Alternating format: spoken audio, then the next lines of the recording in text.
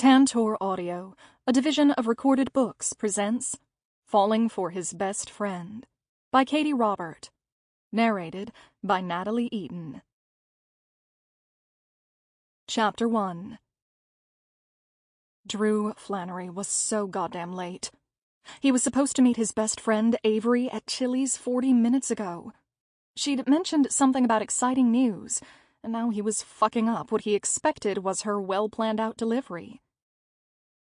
He ducked into his police cruiser and cursed. The whole thing reeked of alcohol and stale cigarettes, an unnecessary reminder of why he was late. The town drunk, Rusty, had decided today would be a good day to lose his shit and cause a scene at the liquor store. He'd shattered 4 six-packs before Drew was able to hustle him out, and everyone knew he wouldn't pay for the damage. Which was why Drew found himself slipping Mr. Christensen 2 20s to make up for it. He threw the cruiser into gear and pulled out of the sheriff department's parking lot. As annoying as he found dealing with Rusty, he had even less tolerance than normal today. This wasn't the first time he'd slipped Mr. Christensen cash for damages. Hell, the first time he'd done it, he'd been 15. The money should have gone to feeding his little brother, Ryan, but he'd felt so guilty and embarrassed when his old man knocked over a display of vodka, he'd given it all up. Christ, he hadn't thought of that in years. Drew flew home, breaking more than one traffic law as he did, but it was a necessary evil. After the day he'd had, he needed a drink like nobody's business, and that wasn't something he could swing while in his uniform. Or his cruiser. Going to be even later, but hell, Avery would understand. He hoped. 30 minutes later, he rushed into the parking lot in front of Chili's. In light of how he'd spent the end of his shift, the bar didn't look as welcoming as it usually did. He'd picked Rusty up from here one too many times, called by one waitress or another who didn't want to deal with a misbehaving drunk. If Avery wasn't inside, he would have turned around and gone home. Hell, who was he kidding? He would have gone to her place. Nothing helped him deal with this kind of shit like spending a few hours with Avery. She'd hand him a beer, make a joke, and brighten his day. A routine they'd started almost 20 years ago. Although back then, the way they dealt with the hard parts of life was to sneak off together and get into mischief. He rubbed a hand over his face. He needed to shake this mood. When they'd talked earlier, she'd sounded kind of strange. Whatever this exciting news was, it was obviously important if she refused to spill it over the phone. The last thing she needed was for him to walk in like a ticking time bomb, wound up tight over memories. The thought got him out of the car and moving to the faded blue door at the entrance. Inside, it was dim and smelled faintly of greasy bar food and a combination of oak and beer, something he'd always identified with Chili's. The low, twanging country music meant Gina was on shift. She loved old-school Garth Brooks. He rounded the corner and caught sight of her. Though he recognized that his brother and sister-in-law and his new niece were also at the table, all he saw was his best friend. It was always like this, a full 3 seconds of drinking her in, from the carelessly graceful way she carried herself to the long, dark hair that he couldn't help tugging on whenever he had the chance. Which was right about when reality kicked him in the face and reminded him that this was Avery, his partner in crime, the one woman on the planet he had no business thinking those kind of thoughts about. Even knowing that, just being in the same room as she was, loosened something in his chest. He stepped forward, the last hour slipping away, but froze when she turned to say something to Bree, and he caught the expression on her face. She looked nervous, almost scared.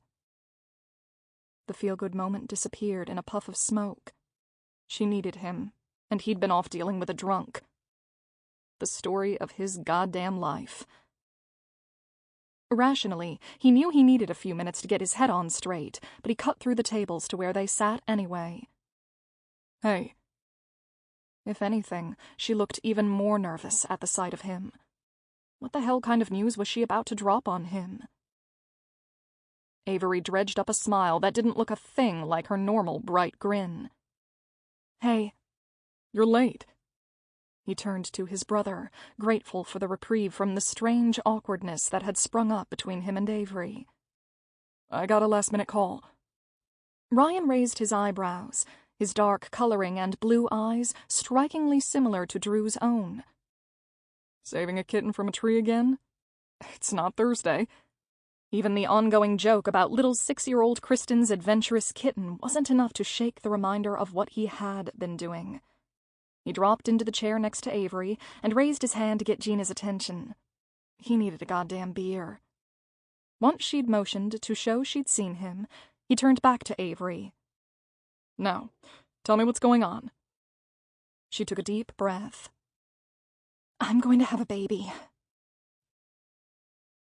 Avery Young didn't normally blurt something out and then wish she could take it back, but the shocked silence that descended on the table made her want to do just that. Even baby Lily, the newest addition to the group, stopped her adorable gurgling. She looked from face to face, her resolve threatening to crumble as the moment stretched on. Even as the thought crossed her mind, she tossed it away. There would be no crumbling, and no backing out now that she'd made her choice. It wasn't one she'd made easily, and she wasn't going to back down. But it would be really nice if someone would say something. She could practically feel Drew's glare boring a hole in the side of her head, but she refused to look at her best friend. Considering his surly entrance a minute ago, she'd expected his reaction to be less than pleased. But it was her decision to make, damn it, and she was tired of waiting for her someday. Not when each year brought her closer to the big 2-8. That particular birthday was like a giant sword hanging over the neck of her family. Her mother had been 28 when she was diagnosed with the cancer that eventually took her life. Her sister, Alexis, had been 28 when she received the same diagnosis. There'd been only one option for her sister: a full hysterectomy and several devastating rounds of treatment. Now that they knew Avery had the same genetic flags, she'd be forced to follow the same path if her body betrayed her. And the odds certainly weren't stacked in her favor. If she wanted to have her own children, it was now or never. Her friend, Bree, finally spoke up. "Did you just say you're going to have a baby?" "Yeah. I don't exactly want to get into the dirty details yet, but I wanted you three to be the first to know." She'd wanted her sister to be there too, but Alexis deserved to hear this one-on-one. Drew's brother Ryan shook his head as if physically discarding the shock. "I guess congratulations are in order. Or am I jumping a few steps ahead?" "Just a few." She'd already been through the screening process at the fertility clinic and picked out the donor, but there were still several steps left before she would be successfully pregnant. In vitro fertilization. Such a cold name for the fulfillment of the dream she'd had since she was a kid. Granted, in her dream, she hadn't been a single mother, but she didn't have a choice. Not with the clock in her head tick-tick-ticking along to a really messed-up soundtrack that never let her forget how little time she might have left. "Congratulations!" Drew dragged his hand through his dark, curly hair. "What the hell are we congratulating her for? You're crazy for doing this, Avery. Fucking nuts." There it was. The objection she'd known he wouldn't be able to hold back for long. Of the two Flannery brothers, Drew had taken his role as protector above and beyond the call of duty. She'd lost count of the guys he'd run off in high school before she'd threatened to knock in his teeth if he didn't stop interfering. She was pretty sure he hadn't stopped. Either that or she was such a winner that men had the habit of disappearing after the first couple of dates. Avery sipped her beer and rotated in her seat to face him, shoring up her courage.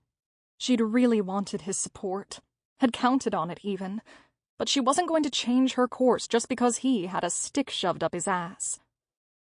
"It's a good thing I'm not asking your permission then, isn't it?" His face went blotchy from anger, and a petty part of her enjoyed the crack in the pretty boy facade he wore like a badge of honor, the same way he wore his sheriff's badge. Have you even thought about this? Or are you just jumping in head first and hoping for the best? Of course she'd thought about it. She'd spent the last 2 years agonizing over this choice, all while hoping that someone would walk into her life so she wouldn't have to make it alone.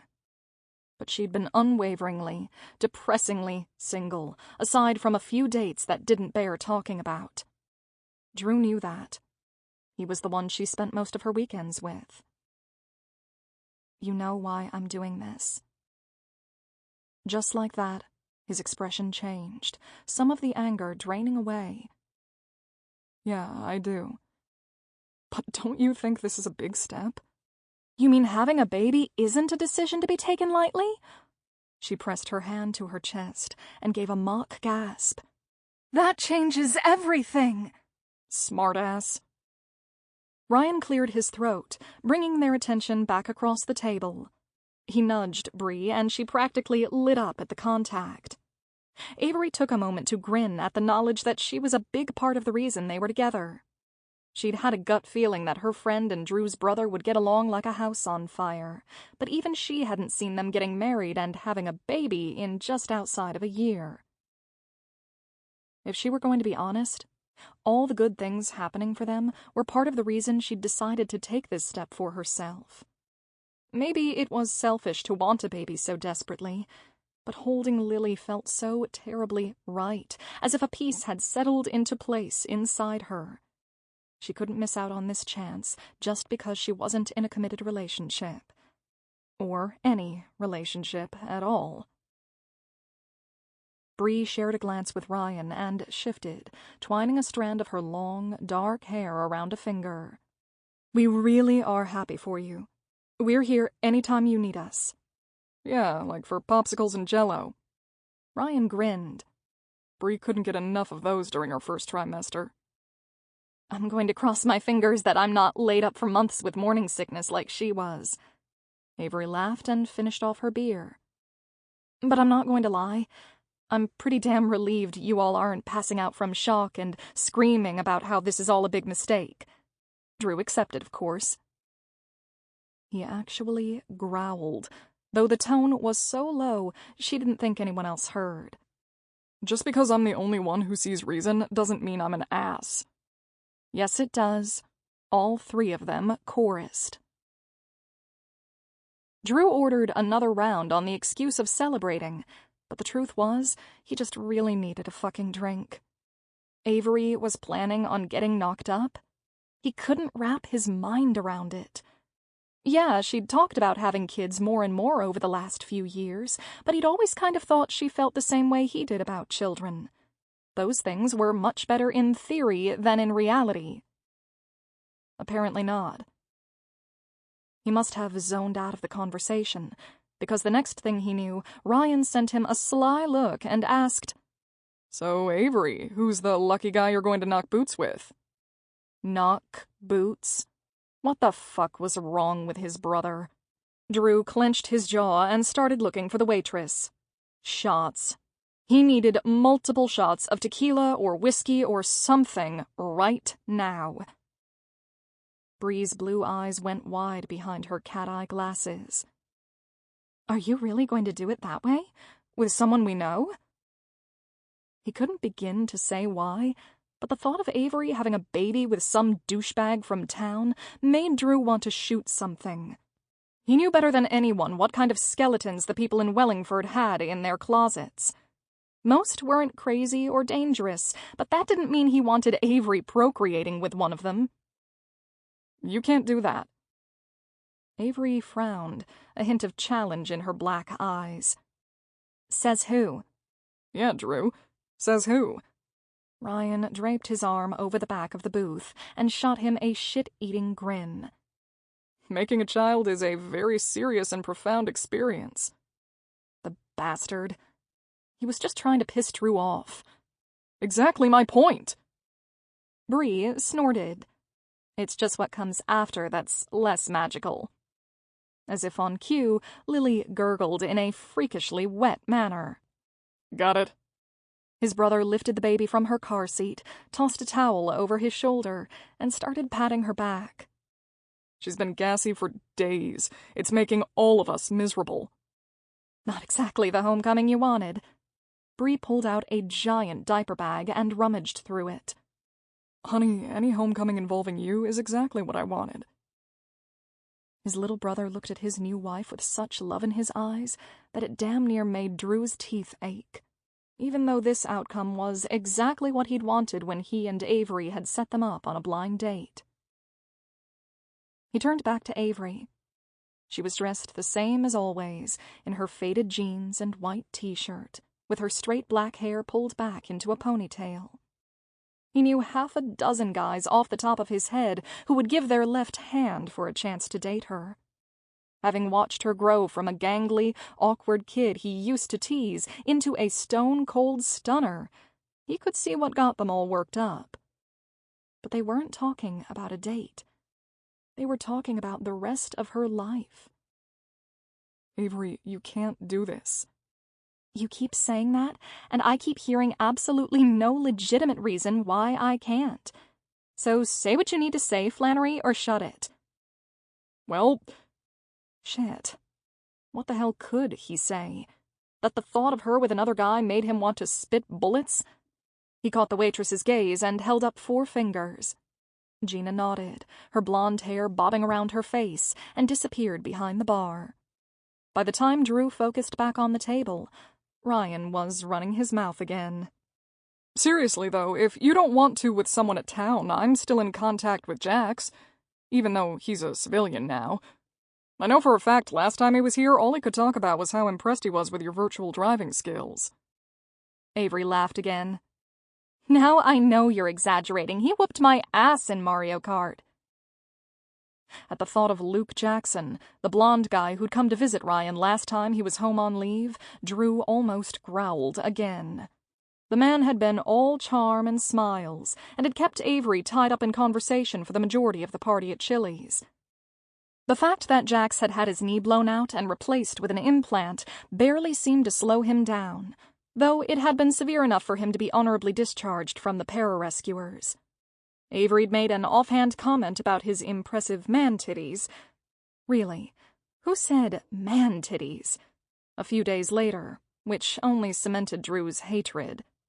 Had she seen his chest up close and personal? She hadn't mentioned that they'd seen each other again, let alone to play Wii. It made him wonder what else she left out. Shit. He so wasn't going there. Those are some pretty fantastic genetics. Something came into her tone, something almost dreamy. He'd make me a cute baby. He couldn't do this. He couldn't sit here and listen to them talk about men like they were nothing but breeding stock. Especially not that one. Couldn't Avery see that the guy had a chip on his shoulder the size of Texas? He'd never be one to step up and help her with this baby shit. Hell, she'd be lucky if she heard from him again after the whole process.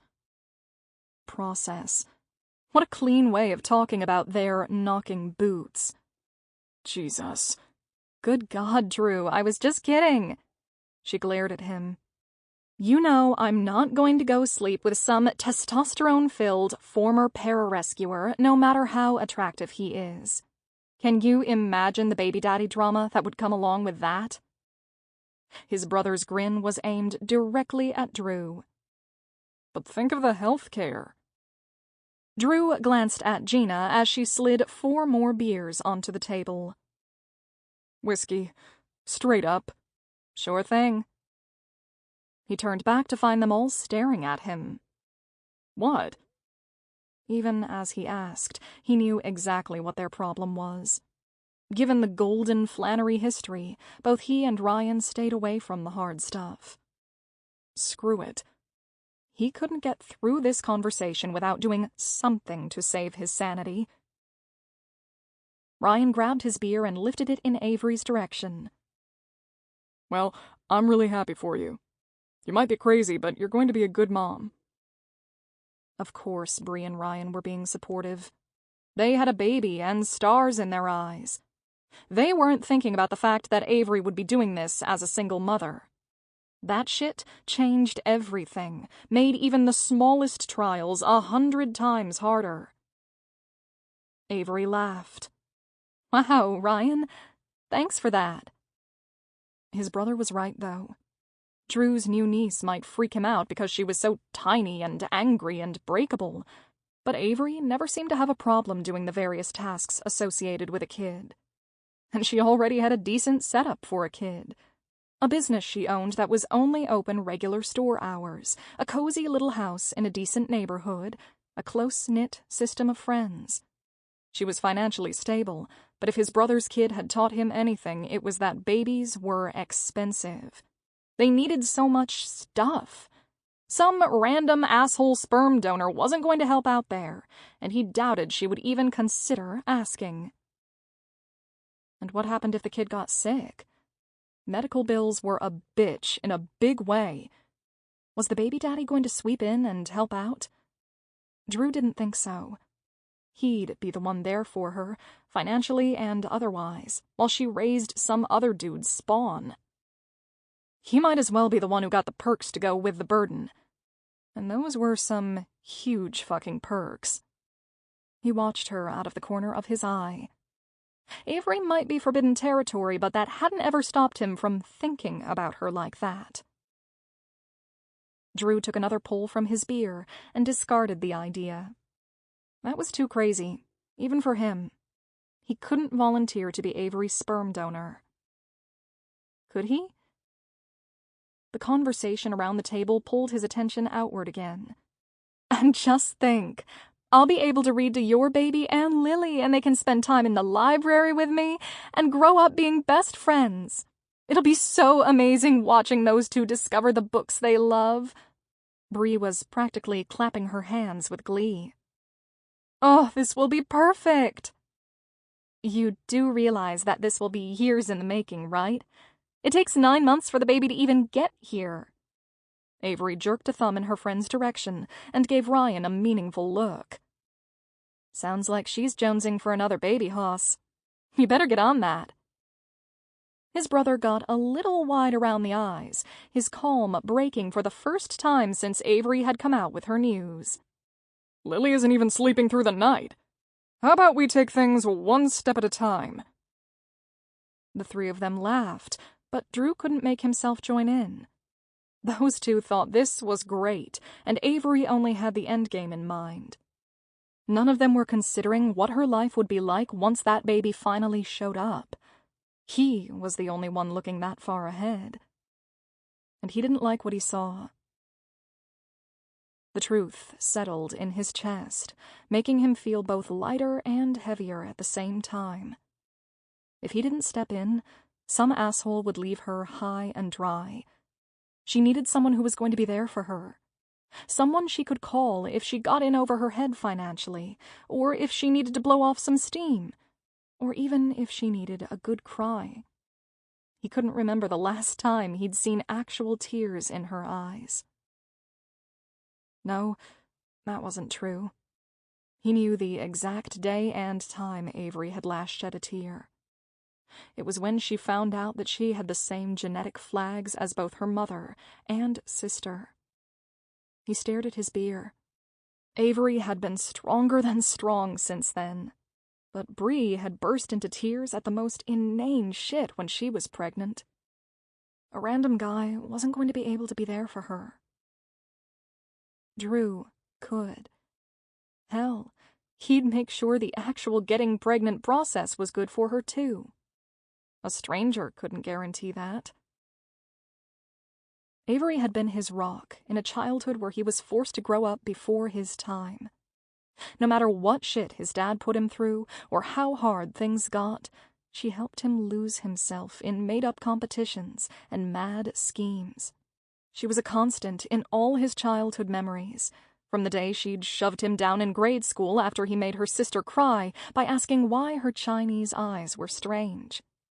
And then, horrified when he started to cry too, Avery had offered her hand and told him they were going to be best friends. If he did this, it wouldn't be about starting a family and creating a life with someone. It would be about being there for his best friend, like she'd always been there for him. Earth to Drew. Ryan waved a hand in front of his face. His little brother frowned down at the shot glass on the table between them. Your drink is here. He didn't need it anymore, not with the plan coming together in his head. I've gotta go. Just like that? Avery frowned. I know you're pissed, but you don't have to storm off. I'm not storming. He reached over and patted her shoulder, the innocent touch not feeling quite so innocent with the turn his thoughts had taken. I forgot I had to do something. I'll talk to you later. When Bree and Ryan weren't there to witness and offer commentary. Sure. See you later. He could feel all their eyes on him as he cut through the tables scattered across Chili's floor and headed for the door. He needed to soften Avery up before he made his pitch. She wasn't going to be easy to convince, but he planned to pull out all the stops to make her see that this was the only logical solution. Drew would be the sperm donor. It was as simple as that. Chapter 2. After Avery waved goodbye to Ryan and Bree, it hit her that, for all her bravado, she had no idea what she was doing. Hell, she hadn't even told her family yet. Yeye was going to lose his shit over the choice to do in vitro fertilization, let alone if she picked a donor who wasn't 100% Chinese. Maybe she'd finally surpass Alexis as the so-called failure of the family. God, what if she wasn't ready for this? Avery shook her head and climbed up into her Jeep. It didn't matter. The time to waffle about this was long past. She'd made her decision, and she was going to stick with it. Being a mother was a big step, but it felt too right for her to let that dream go. And, strangely enough, moving forward with getting pregnant made her feel closer to her mother. Even now, 15 years later, she still missed Mom.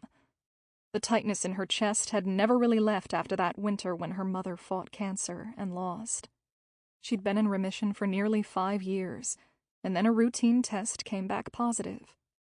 6 months later, she was gone, wasted away before their eyes. Avery wiped a stray tear from her eyes. She'd gotten to say her goodbyes, had been able to hold her hand while Mom told her how proud she was, and how sure she was that Avery would grow up to be as wonderful a woman as she was a child. It was worlds better than what Bree had gone through, waving goodbye to parents who would never come home again because of a horrific car accident. Or Drew, for that matter, losing his mom when he was only 5. That was bad enough, but Drew's father had slowly checked out on their family, turning more and more to the booze that morphed him from a gruff man to the mean son of a gun who made his boys' lives a living hell. On days like today, she wondered what her mother would think of her. Would she be proud Avery wasn't taking her fate lying down? Or would she be disappointed because she wasn't willing to wait for the man of her dreams to come along and then adopt? She'd never know. God, could she get any mopier? She pulled onto her street and cursed. What was Drew doing here? As much as she cared about the guy, she really didn't feel up to his bitching about her life choices right now. She put some serious thought into driving past her house and going pretty much anywhere else. But this conversation had to happen sooner or later. Might as well get it over with. The smell of coffee hit her as she walked through the front door, and she nearly moaned when she realized that he'd brought out the good stuff, which meant he was apologizing, or about to step up his argument to the next level. There was something else, though. Something that smelled suspiciously like onions. She stopped short in the archway into her kitchen. "What are you doing?" Drew glanced up, a giant knife in his hand. "I'm chopping vegetables." Yeah, which was what had her scared. "Dude, you can't cook." "No shit, really?" He rolled his eyes. "I wasn't going to touch your blessed stove. I just figured I'd get things started so you had less to do when you got home. Coffee? Avery was afraid to step into the kitchen and be sucked into whatever alternate dimension. Sample complete. Ready to continue?